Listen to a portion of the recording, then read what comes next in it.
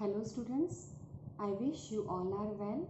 I hope that you would be habitual about the video classes now. So in last lecture we discussed about the media of advertising, and now we are going to importance of advertising. So there are so many importance of advertising which we are going to learn about. Number one is importance for manufacturer or producer. It means there are four types of importance are given here, in which first one is importance for manufacturer and producer. Manufacturer, it means those who are going to produce or those who are going to manufacture the product. Okay, so number one is importance for manufacturer or producer, in which the first one is assistance or help in competition. As we know, in present era we have to face so many competition for selling our product, है ना. हमें बहुत सारे competition को face करना पड़ता है for selling our product, हमारे product को बेचने के लिए. That's why because of advertisement we can easily face that type of competition. हम advertisement के through वो सारे competition को क्या कर सकते हैं, face कर सकते हैं. How? By the advertisement we can present our product in front of our customer. हम अपने कस्टमर को दिखाते हैं कि हमने ये प्रोडक्ट प्रोड्यूस किया है and it is very we can say valuable, it is very useful for them. Okay, so because of advertisement we can face the competition in the market. Number two, obtaining good middle man. what is mean by middleman? Middleman, it means we can say the wholesaler or the retail shopkeepers. जो भी हमारे product को बेचने में हमारी help करते हैं, it is called middleman. So we can say what we are learning about here, importance for manufacturer. So as a manufacturer I can get easily middleman. Why? For selling my product.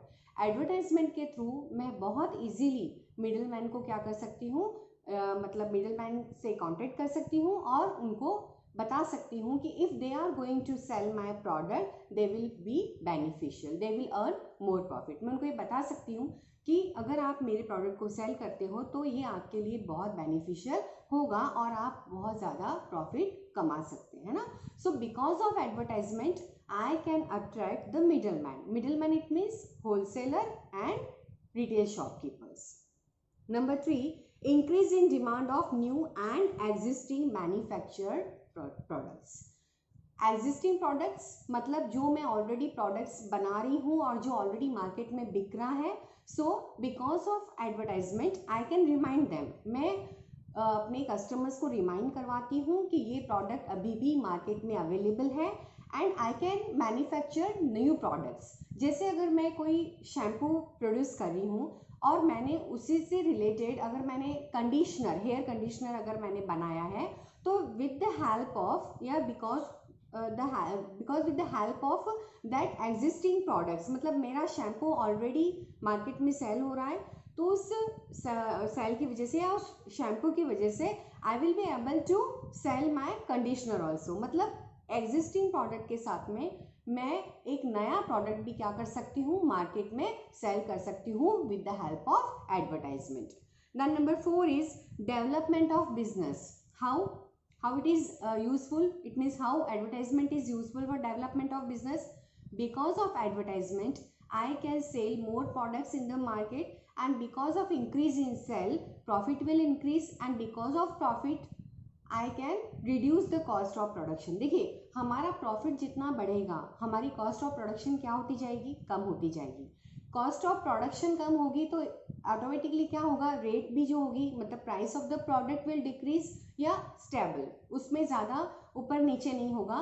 So customer will get that product in convenient way और इन convenient price. वो बहुत ही कम दामों में उस product को क्या कर सकते हैं, खरीद सकते हैं. So it's a chain we can say. If there is a more production, less cost of production, it means less prices, it means increase in demand, it means increase in profit. तो ये क्या है, एक दूसरे से connected है और एक चीज बढ़ती है वैसे ही दूसरी चीज भी क्या होती है, बढ़ती जाती है. So we can say it causes the development of business. तो कहीं ना कहीं हमारा कॉस्ट ऑफ प्रोडक्शन कम होता जाएगा, प्रॉफिट इंक्रीज होता जाएगा, डिमांड बढ़ेगी, सप्लाई बढ़ेगी, and it helps the in development of business. Then fifth one is increase in sale. Naturally if there is a continuous supply of goods. देखिए अगर हम अपने प्रोडक्ट की सप्लाई रेगुलर रखेंगे मार्केट में तो क्या होगा कि सेल भी क्या होगी, बढ़ेगी। ओके, सेल कब बढ़ेगी? When there is a demand. And why when there will be demand? Demand कब होगी? जब वहां पर क्या होगा, डिमांड होगी उस प्रोडक्ट की बिकॉज ऑफ द एडवर्टाइजमेंट। जितना हम अच्छा एडवर्टाइजमेंट करेंगे कहीं ना कहीं उससे हमारी मतलब जो प्रोडक्ट की डिमांड है वो बढ़ेगी। जितनी प्रोडक्ट की डिमांड बढ़ेगी it will increases the sale. Next one is increase in production. Naturally if there is a demand for the product it increases the production also. जितनी डिमांड बढ़ेगी उतना ही प्रोडक्शन क्या होगा, इंक्रीज होगा। Then next one is increase in profits. Naturally sale जितनी increase होगी हमारा प्रॉफिट क्या होता जाएगा, इंक्रीज होता जाएगा। Then eight is increase in goodwill. Listen carefully how advertisement increase the goodwill. Like if the sale is more of the product, naturally it increases the profit, and when profit increases production increases. When production increases it develop the business, and when the business developed automatically it increases the goodwill of the producer. जितना business बढ़ता जाएगा उसी तरह से producer की goodwill भी क्या होती जाएगी, बढ़ती जाएगी। Like we can say example Tata, Birla, Bajaj, है ना, ये क्या है, दीज आर द ब्रांड्स। हाँ, their reputation, their goodwill is increases in market because of the advertisement, and advertisement automatically increases their sale, and sale increases the profit, profit increases the goodwill of the producer. Next one is economy. How it helps the economy of the country?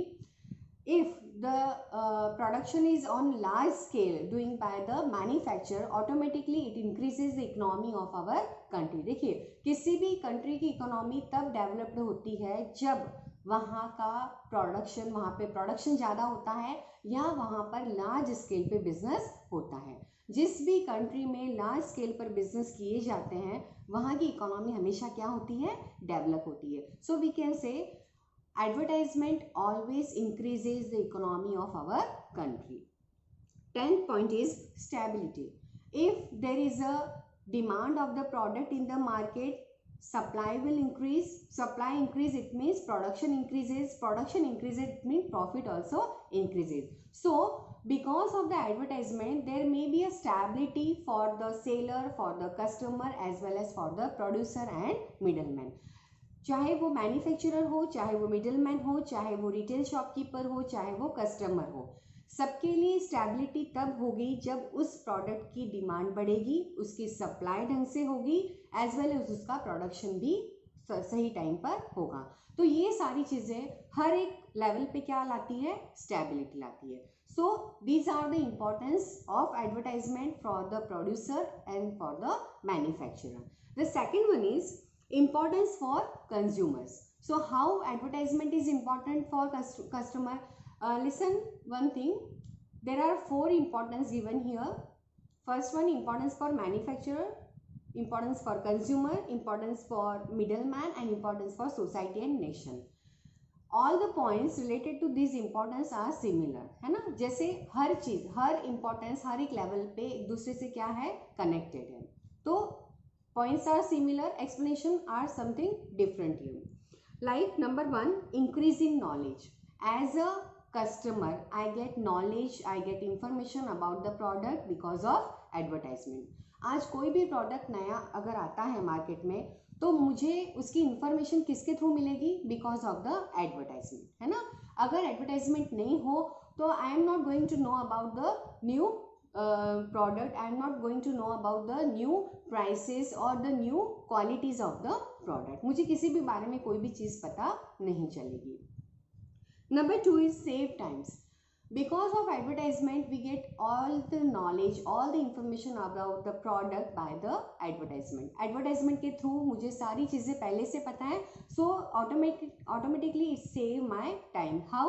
Because if I want to purchase anything I have to go to the market and just I have to say to the seller that I want this and this, and I have to pay the prices, take that goods and come back to home. It means there is no need to spend so much time for taking that type of product because I know each and everything about that product priorly because of the advertisement. Then number 3 is convenient in purchasing. Naturally it is very convenient, है ना. हमें अगर किसी से मंगवाना भी है तो we can easily purchase by advertisement. मतलब हम एडवर्टाइजमेंट के थ्रू हर चीज़ जानते हैं. So there is no need to take so much attention about this from the seller, or there is no need to discuss with the seller, and conveniently I can purchase that product because of the advertisement. Number 4 is availability of quality product. It means customer have all the knowledge about the products. Okay, मुझे जो भी product चाहिए, for example if I want to purchase some skin lotion, है ना, then I have it means already I have the knowledge about the products which are available in the market, and I can evaluate them according to their quality or as per their prices. मैं दोनों तरह से उसको क्या कर सकती हूँ, evaluate कर सकती हूँ.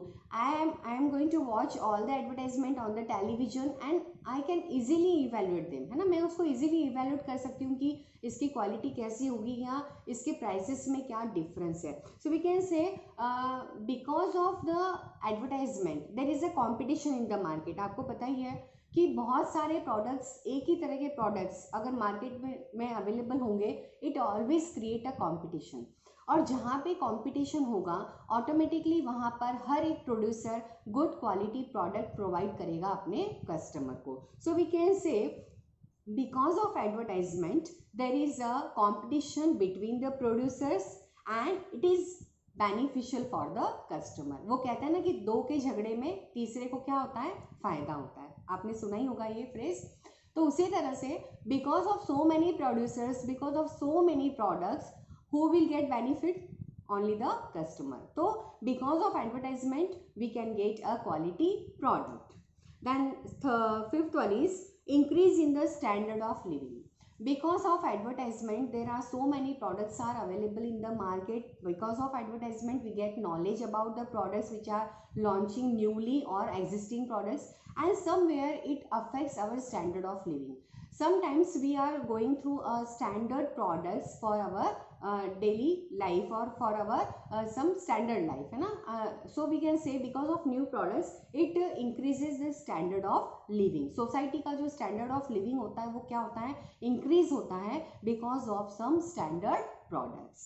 The next one is selection of products. We can easily select our products because of the advertisement. मैंने आपको बताया if there are 10 different things are available in the market, we have so many choices and we are easy to select them. हम we are select them easily with the help of advertisement. हम advertisement के through बहुत easily उन 10 products में से एक product को क्या कर सकते हैं, select कर सकते हैं. We can do a comparative study. हम comparative study कर सकते हैं because of the advertisement. So we can say advertisement is very much beneficial for the customers. No possibility of cheating by sellers. 7th point is no possibility of cheating by sellers. It means there are very less chances of cheating by the sellers. देखिए sellers हमारे साथ कोई भी cheating नहीं कर सकता है. Why? Because we know each and everything about the quality, about the price, because of the advertisement. हम एडवर्टाइजमेंट के थ्रू उस प्रोडक्ट के बारे में सारी चीज़ें जानते हैं. So no seller can take a more prices with the customer. अपने कस्टमर से वो ज़्यादा पैसा नहीं ले सकता है because we already have the knowledge about the price of the product and thus purchase the goods according to these specifications only. जो हमने चीज़ एडवर्टाइजमेंट में देखी है उसके बिहाव पर हम किसी भी चीज़ को परचेज कर सकते हैं. And sometimes there are special schemes and rebates are given by the producers. देखिए प्रोड्यूसर्स बहुत बार कुछ नई स्कीम्स अपने कस्टमर्स को देते हैं या कुछ रिबेट देते हैं प्राइस में.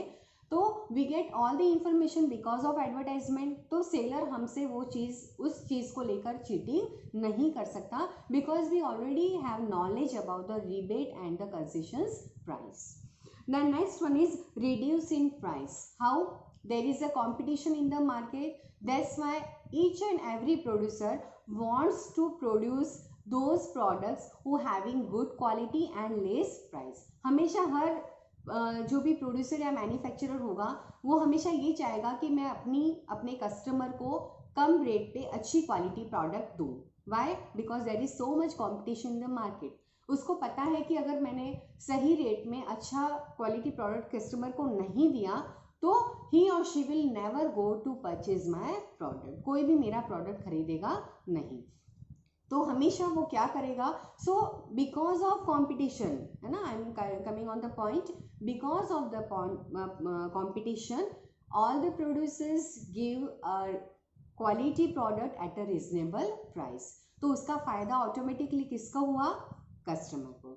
सो because of advertisement there is a competition in the market, and because of the competition all producers going to produce a good quality product and that's why it is beneficial for the customer। Customer को क्या होता है, कम rate पे अच्छी quality products available हो जाते हैं। Then next one is so these are the importance for customer, and third one is importance for middleman। middleman it means wholesalers and shopkeepers, shopkeeper it means retailers, है ना। तो how advertisement is advantages for middleman, wholesaler और seller के लिए ये किस तरह से बेनिफिशियल होता है या किस तरह से एडवांटेजेस होता है, who advertisement. Number 1, contact with producer. Listen, they are come to know about the product only because of the advertisement। Wholesaler को किसी भी प्रोडक्ट के बारे में कब पता चलता है, जब वो भी उस चीज की एडवर्टाइजमेंट देखता है। So we can say because of that advertisement producers get middleman very easily। producers need middleman, why? Because they wants to sell their product in the market। without middleman they cannot reach to the customer। बिना middleman के कोई भी producer customer तक नहीं पहुंच सकता। So for reaching the customer producer always needs the middleman। middleman it means wholesaler and retailers। तो वो दोनों it means the middlemen always reach the producer because of the advertisement, है ना। advertisement सिर्फ customers के लिए नहीं होती है, वो middleman के लिए भी होता है, because advertisement give the information about the product to the middleman also। और जितना प्रोडक्ट की डिमांड होगी middleman will take more attention, will take more interest to sell their product. किसी भी प्रोड्यूसर का प्रोडक्ट तभी सेल होगा जब मिडलमैन उसको सेल करने में क्या करेंगे, इंटरेस्ट लेंगे। Number 2, help in selling. Because of advertisement as a customer I know each and everything of the product, about the product मुझे सारी चीज़ें पता है। That's why there is no need to spend more energy और more time by the shopkeeper. Shopkeeper को मुझे हर चीज़ बताने की ज़रूरत नहीं पड़ेगी। Because of advertisement customer as well as the seller will be convenient, दोनों कन्वीनियंट होंगे। क्यों? Because as a customer I know each and everything about the product and as a seller he knows about the product and I have to go to the shop and just ask about the product and purchase that product easily। it means there is no need for the retail shopkeeper to spend so much energy, है ना। उसको अपनी energy, अपना time waste करने की जरूरत नहीं है। कस्टमर आएगा, उस प्रोडक्ट की डिमांड करेगा, प्रोडक्ट लेगा, पैसे पे करेगा और चला जाएगा। Okay, so we can say it is very important for the middle man also. Number 3, elimination of unhealthy competition, है ना। एलिमिनेशन मतलब खत्म होना, अनहेल्दी कॉम्पिटिशन। अनहेल्दी कॉम्पिटिशन कहाँ होता है, जिसको हम कहते हैं कि थ्रोट कट कॉम्पिटिशन, गला काट स्पर्धा जिसको कहा जाता है। So if there is no quality products are produced by the that producer, or if the customers are having no information about the product, so it always increases the unhealthy competition। देखिए, अगर मुझे किसी चीज़ के बारे में पता नहीं है तो क्या होगा, दो सेलर्स हैं, they always want to attract me, मुझे वो अट्रैक्ट करना चाहेंगे और कोई भी चीज़ वो मुझे अट्रैक्ट करके, मोटिवेट करके क्या कर सकते हैं, बेच सकते हैं। But because of advertisement there is a elimination of unhealthy competition. आज मार्केट में हेल्दी कंपटीशन है, sellers can survive easily, sellers जो हैं बहुत इजीली सर्वाइव कर सकते हैं इन हेल्दी कॉम्पिटिटिव मार्केट। जहाँ पर भी अनहेल्दी कंपटीशन होगा it is very harmful for the seller as well as for the buyer. दोनों के लिए चीज़ें क्या होती है, हार्मफुल होती हैं।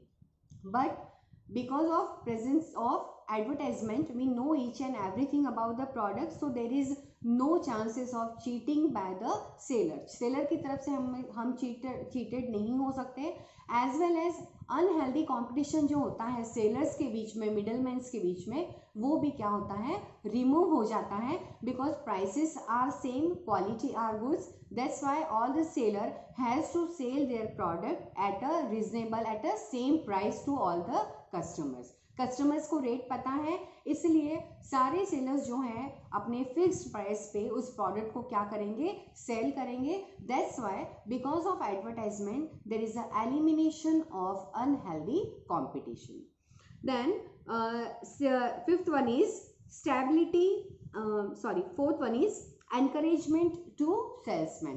Naturally, if the selling of any product is very easy for the salesman, they always take interest to sell the product. आज 4 तरह के प्रोडक्ट हैं, 3 प्रोडक्ट्स, मतलब अगर सेलर कुछ 4 टाइप्स के प्रोडक्ट्स सेल कर रहा है, उसमें से 3 प्रोडक्ट्स को बेचने के लिए ही has to spend so much energy, उसको बहुत मोटिवेट करना पड़ रहा है, अपने कस्टमर को बहुत मनाना पड़ रहा है, तो उन 3 प्रोडक्ट्स को बेचने के लिए वो कभी भी इंटरेस्ट नहीं लेगा. लेकिन वो प्रोडक्ट जिसमें उसको अपने कस्टमर को मोटिवेट नहीं करना पड़ता, परस्यू नहीं करना पड़ता, उस प्रोडक्ट को वो हमेशा क्या करना चाहेगा, सेल करना चाहेगा. Because there is no need to spend so much energy and time for selling that particular product. जो प्रोडक्ट वो अपने कस्टमर को बहुत ईजिली बेच सकता है, उसी प्रोडक्ट को वो हमेशा क्या करना चाहेगा, सेल करना चाहेगा, है ना. बट जिस प्रोडक्ट में उसको बहुत ही ज़्यादा माथापच्ची करनी पड़े, उस प्रोडक्ट को बेचने के लिए वो कभी भी इंटरेस्टेड नहीं होगा. सो मेरा पॉइंट ये है कि those products who having good quality, reasonable price, and if the advertisement is going through the customer, customer के पास उस चीज़ की एडवर्टाइजमेंट जा रही है, customers are going through the advertisement of that product, तो कस्टमर को ध्यान है कि वो चीज़ क्या है, कैसी है, तो उसमें जो सेलर है उसको ज़्यादा अपनी एनर्जी, अपना टाइम वेस्ट करने की ज़रूरत नहीं है. कस्टमर आएगा, पैसे देगा, सामान खरीदेगा और चला जाएगा, है ना. मतलब उस टाइप के प्रोडक्ट जिसकी एडवर्टाइजमेंट बहुत ही अच्छे से हो रही है, उस चीज़ को बेचने के लिए हर एक मिडलमैन क्या होगा, इंटरेस्टेड होगा. So we can say because of advertisement salesman always get encouragement to sell that product. उस प्रोडक्ट को वो हमेशा सेल करना चाहेगा जो उसके लिए बहुत ईजी होगा सेल करने के लिए. Then fifth one is stability in sales and profits. Naturally, if there is a stability in the supply, if there is a stability in demand, if there is a stability in the product, it always increases the sales and profit. मतलब जो चीज़ regular बन रही है, regular जिसकी supply है और regular जिसकी demand है, ये तीनों चीज़ें अगर स्टेबल है तो हमारी सेल और हमारा प्रॉफिट, ये दोनों चीज़ें भी क्या होगी, स्टेबल होगी, है ना. जहाँ पर रेगुलर डिमांड होगी किसी भी प्रोडक्ट की, उसकी सेल भी रेगुलर होगी और प्लस उसका प्रॉफिट भी क्या होगा, स्टेबल होगा, है ना. So it is beneficial for the middle man. As a shopkeeper अगर मुझे लगता है कि ये चीज़ सेल करने से मुझे फ़ायदा हो रहा है, प्रॉफिट हो रहा है और इस प्रोडक्ट की डिमांड हमेशा मार्केट में रहती है, तो मैं हमेशा उस प्रोडक्ट को बेचना पसंद करूँगी. Then next one is increase in goodwill. Naturally as a shopkeeper, अगर मैं एक शॉपकीपर हूँ और मेरे यहाँ पर किसी प्रोडक्ट की बहुत ज़्यादा सेल है और मेरे यहाँ पर बहुत ज़्यादा कस्टमर्स आ रहे हैं, because of the rush of the customer it always increases my goodwill. मेरी गुडविल भी उससे क्या होगी, बढ़ेगी. मेरा सेल जितना बढ़ेगा, मेरी प्रॉफिट जितनी बढ़ेगी, ऑटोमेटिकली मेरी शॉप की मतलब शॉप की जो गुडविल है वो भी क्या होगी, इंक्रीज होगी. Then seventh one is economy in selling. Economy in selling, it means because of the advertisement I do not there is no need to sell that product for making some extra efforts. मुझे ना तो कोई extra efforts करना है, there is no need to spend the money for advertising that particular product personally. देखिए बहुत बारी होता है कि some advertisements are given by the producers, but sometimes the retailer also spends some money for advertise the goods. वो खुद के level पर भी क्या करते हैं, कुछ एडवर्टाइज करते हैं उस प्रोडक्ट को बेचने के लिए, but because of a good advertisement, because of the good product they can save their money. मतलब रिटेल शॉपकीपर को या मिडल मैन जो है उसको अपने एफर्ट्स नहीं करने पड़ते हैं उस प्रोडक्ट को बेचने के लिए. सो इट इज़ इकोनॉमाइज. इकोनॉमिज मतलब क्या होता है, कम मतलब खर्चे में, है ना, इकोनॉमी मतलब कम खर्चे में। तो एक जो सेलर है जो है वो बहुत कम खर्चे में उस प्रोडक्ट को क्या कर सकता है, बेच सकता है, because of advertisement. Then next one is market study. Market study मतलब मार्केट रिसर्च, है ना।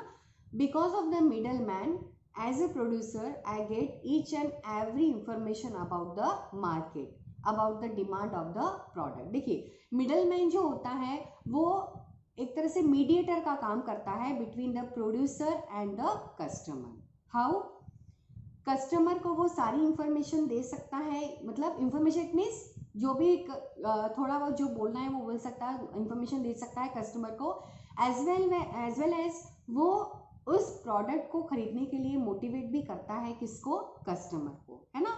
And if there is any doubts और queries comes by the customer की कोई भी क्वेरीज है, कोई भी प्रॉब्लम्स है, देन द मिडलमैन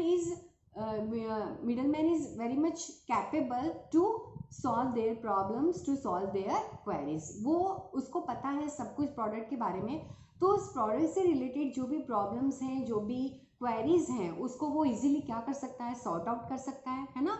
और अगर हम दूसरी साइड देखें एज ए प्रोड्यूसर, अगर मैं ये कहूँ कि middle man always give me the information about the market, वो मुझे हमेशा ये इंफॉर्मेशन देगा जो कस्टमर से उसको मिलती है ना। बिकॉज एज ए कस्टमर मैं कुछ भी प्रॉब्लम बताऊंगी या मैं कुछ भी डिमांड करती हूँ या मैं कुछ भी फीडबैक देती हूँ किसी प्रोडक्ट के बारे में, तो वो सारी चीज़ें प्रोड्यूसर तक कौन पहुँचाएगा, मिडलमैन, है ना।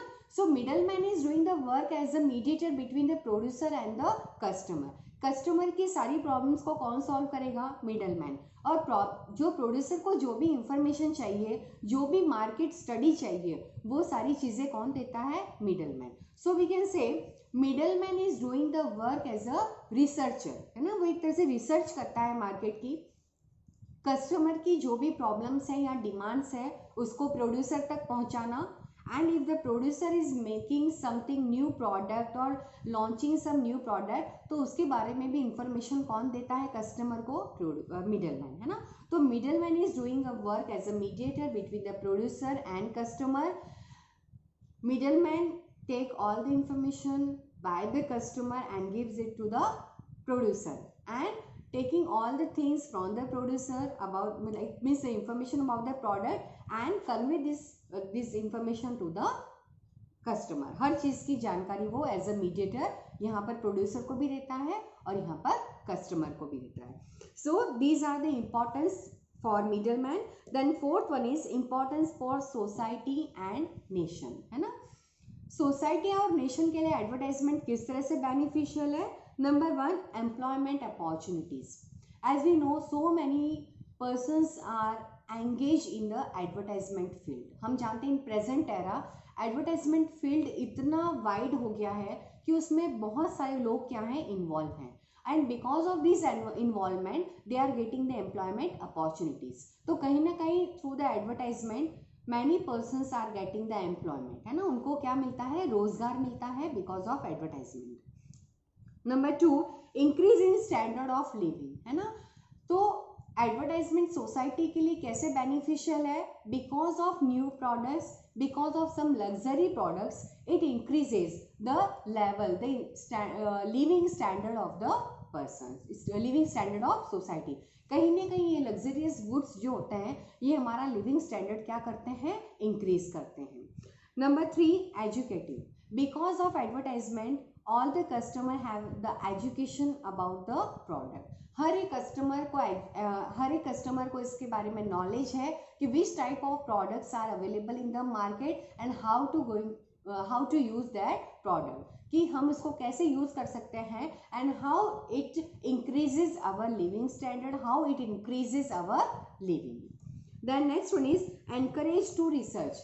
Because of advertisement there are so many products, there are so many advertisement of products are available in the market, that's why it increases the research। देखिए जितनी ज़्यादा चीज़ें मार्केट में आएंगी कहीं ना कहीं ये रिसर्च को क्या करती हैं, एनकरेज करती हैं। जो एग्जिस्टिंग प्रोडक्ट्स हैं they always encourage the researcher to research the product and उसमें से pull out some drawbacks of the product. देखिए रिसर्चर का काम ये होता है कि एग्जिस्टिंग प्रोडक्ट को रिसर्च करना, उसको एनालिसिस करना और उसके जो भी ड्रॉबैक्स हैं या जो भी माइनस पॉइंट्स है उसको क्या करना, पुल आउट करना एंड सॉल्व देम, या उसको क्या करना, डिसॉल्व करना, उसको खत्म करना।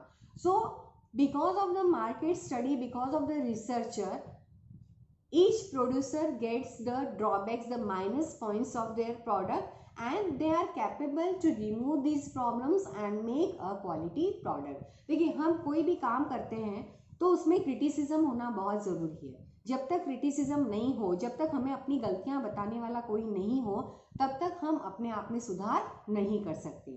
सो हम कह सकते हैं कि because of market research each producer gets the knowledge about their product, about the drawbacks of their products, है ना, कि हमारे प्रोडक्ट में क्या कमी रह गई है और हम इसमें किस तरह से सुधार कर सकते हैं। The next one is industrial progress and prosperity.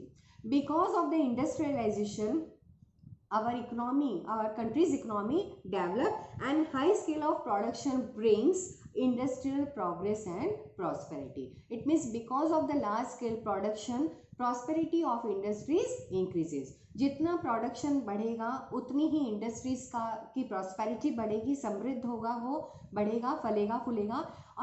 और जितनी इंडस्ट्रीज लार्ज स्केल पर प्रोडक्शन करेगी, पीपल गेट्स द एम्प्लॉयमेंट्स और as well as the country's economy developed।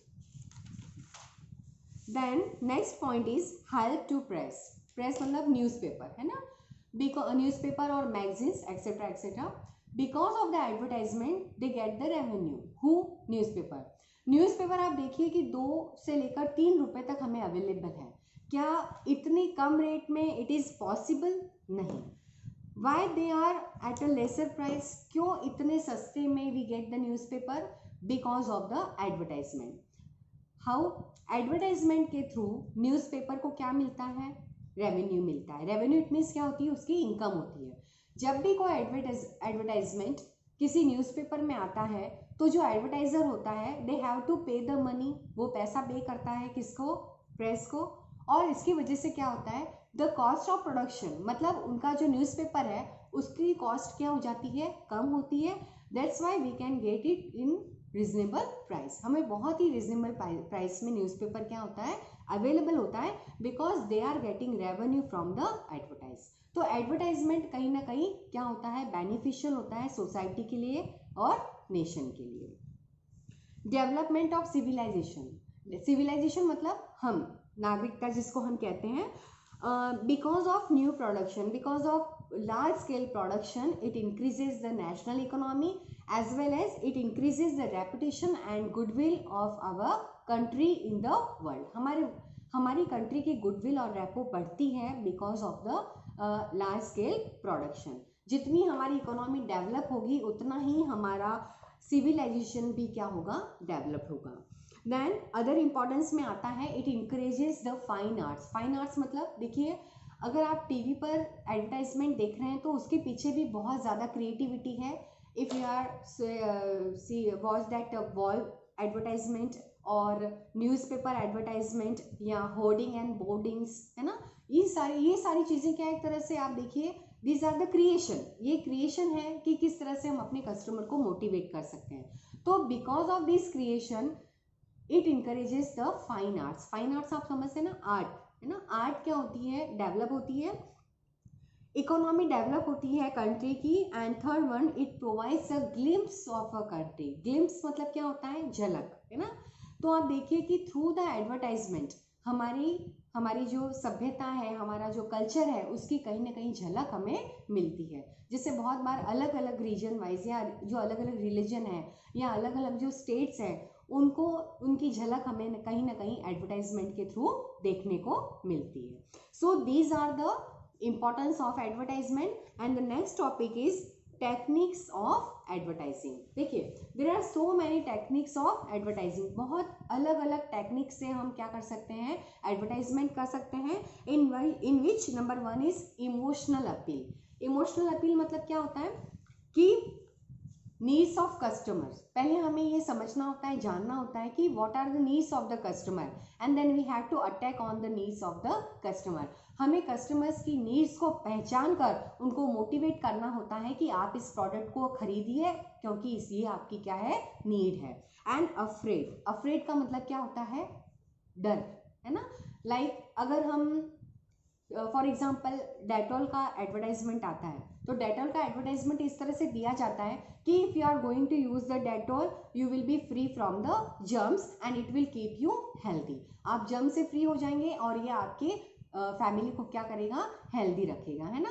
तो अफ्रेड मतलब लोगों को पहले डराना कि अगर आप साफ सफाई नहीं रखते हो, है ना, आपको लाइजॉल यूज करना है, आपको फिनाइल यूज करना है, अगर आप नहीं रखते हो तो you will become go through the disease, आपको कोई भी बीमारी हो सकती है। तो उनमें ये डर पैदा करके उनको क्या करना, मोटिवेट करना कि if you are going to use the phenyls और लाइजॉल यूज़ करते हो या डेटॉल यूज़ करते हो तो ये आपको क्या रखेगा, हेल्दी रखेगा, डिसीज फ्री रखेगा। तो इस तरह से एक इमोशनल अपील होती है जिसमें हम अपने कस्टमर को इमोशनली क्या करते हैं, एक तरह से इमोशनली उन पर अटैक करते हैं और उनको परस्यू करते हैं फॉर परचेसिंग आवर प्रोडक्ट, है ना। There are so many things जैसे safety and security, like helmet use कीजिए, सेफ रहिए, अफ्रेड ऑफ डेथ। अब आप देखिए कि इंश्योरेंस पॉलिसीज आती हैं, है ना, लाइफ इंश्योरेंस पॉलिसी आती है, उसमें आपको ये बताया जाता है कि अगर आपको कुछ हो गया तो आपके परिवार का क्या होगा, तो उसके लिए आपको लाइफ इंश्योरेंस पॉलिसी लेनी चाहिए। तो इस तरह से उसकी मतलब जो अफ्रेड ऑफ डेथ है ना, डेथ का एक अफ्रेड दिखाकर उनसे मतलब एडवर्टाइजमेंट किया जाता है पॉलिसीज़ का।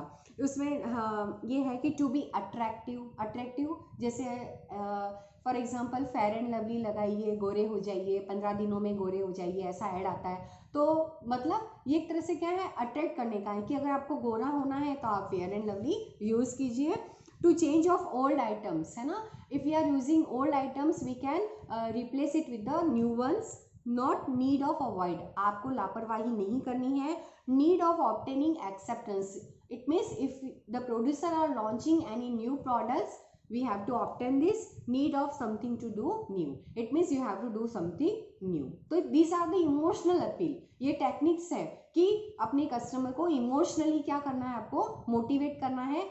या तो उसको आप बताइए कि ये आपकी ज़रूरत है, ये आपकी नीड है, या उसको आप अफ्रेड मतलब उसके अंदर डर पैदा कीजिए कि अगर आपने ऐसा नहीं किया, है ना, अगर आपने मतलब डिसीज फ्री आप नहीं हो या आप मतलब हेलमेट यूज़ नहीं कर रहे हो तो it will harmful for your life.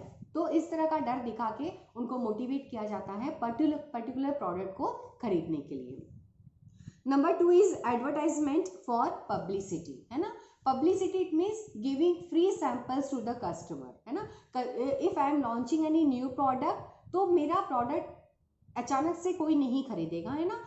As a customer we always aware about the new product, हमें रहता है कि नहीं नया प्रोडक्ट है, पता नहीं कैसा है, it may be waste my money, मेरा पैसा खराब हो सकता है, पता नहीं कैसा है। So because of the advertisement by the publicity, publicity में क्या होता है, we are going to give the free samples to our customer. एक छोटा सा कोई भी फ्री सैंपल दिया जाता है जिसमें उसकी जिससे जो कस्टमर है he will get each and everything by using them, उसको यूज़ करके उससे पता चलता है कि प्रोडक्ट कैसा है और इसे मुझे नेक्स्ट टाइम खरीदना है या नहीं। So this is a technique of advertisement by giving a free sample to the customer. Riding advertisement in vehicle, मैंने आपको पहले लास्ट लेक्चर में बताया था।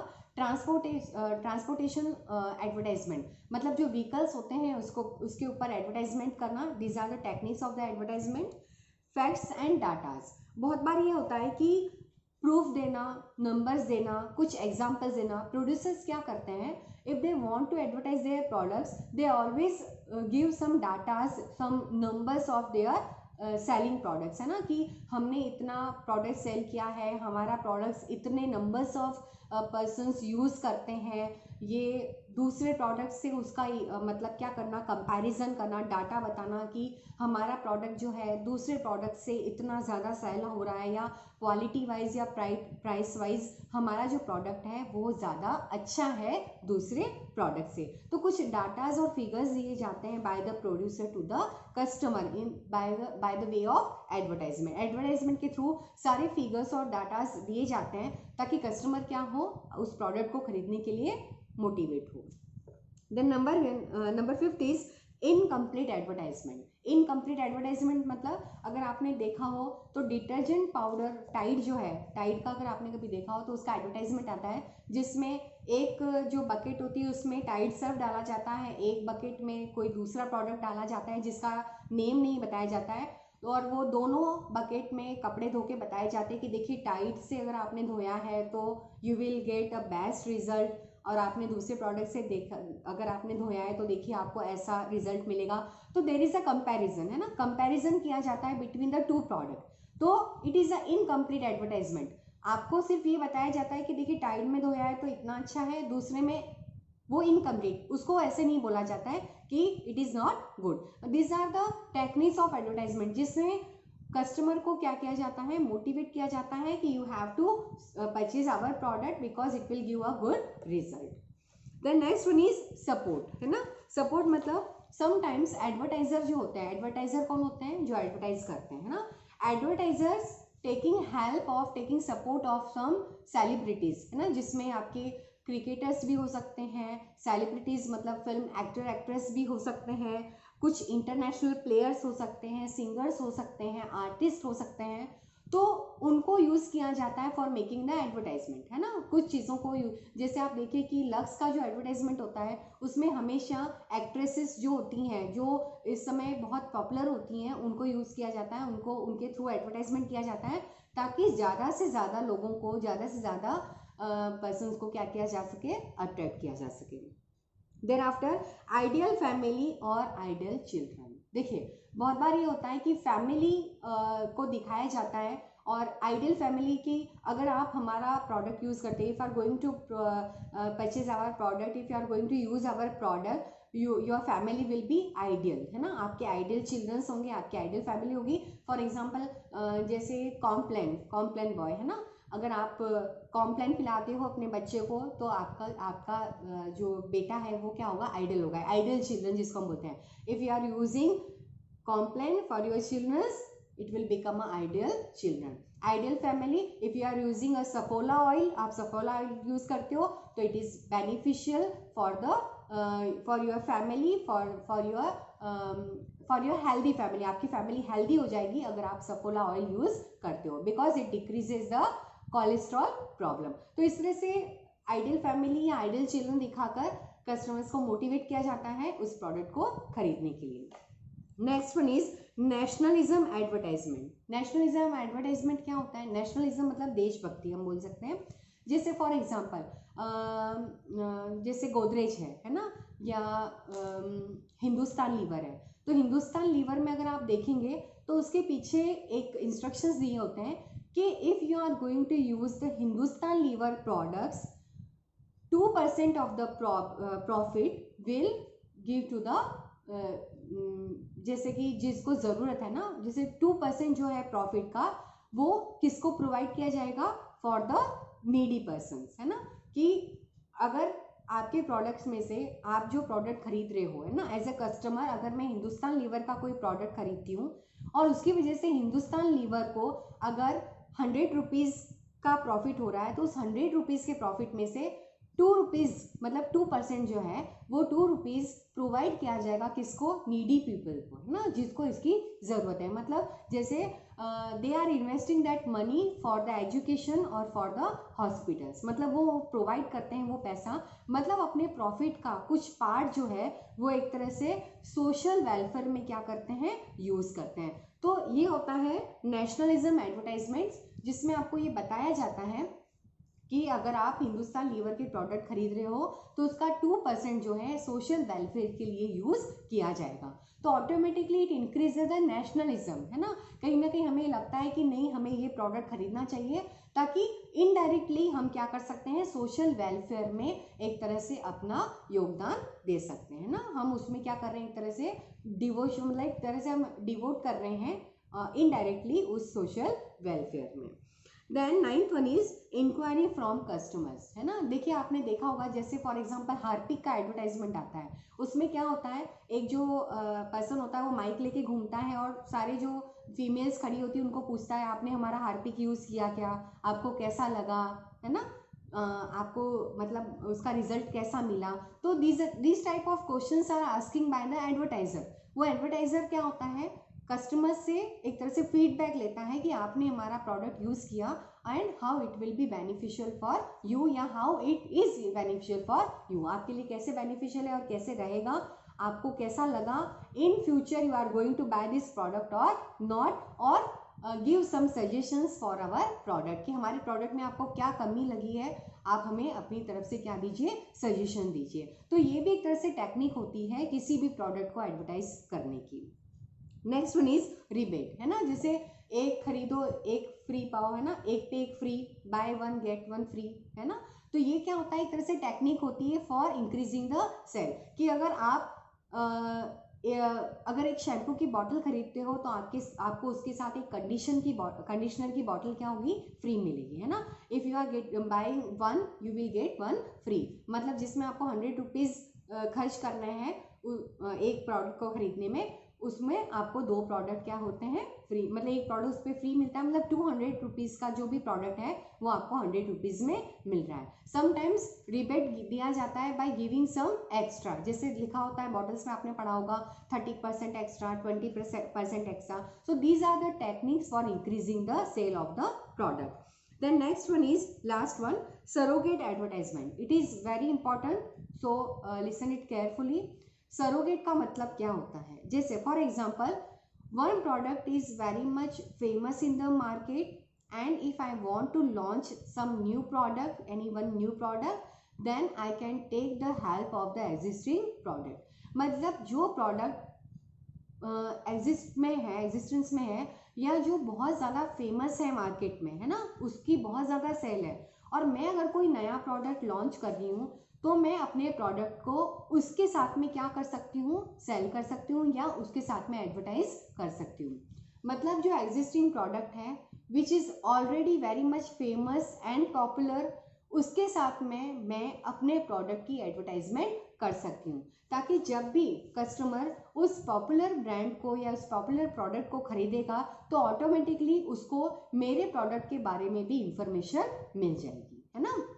मेरा प्रोडक्ट नया है, मैंने उसको नया लॉन्च किया है, तो because of that famous product customer को ये लगेगा कि अगर इस फेमस प्रोडक्ट के साथ में इस न्यू प्रोडक्ट का एडवर्टाइजमेंट हो रहा है, इसका मतलब ये न्यू प्रोडक्ट भी कहीं ना कहीं क्या है, बहुत अच्छा है। तो the customer will get motivate for purchase that particular product. So these are the techniques of advertisement and in next lecture we will discuss about the advantages and disadvantages of advertising. Thank you.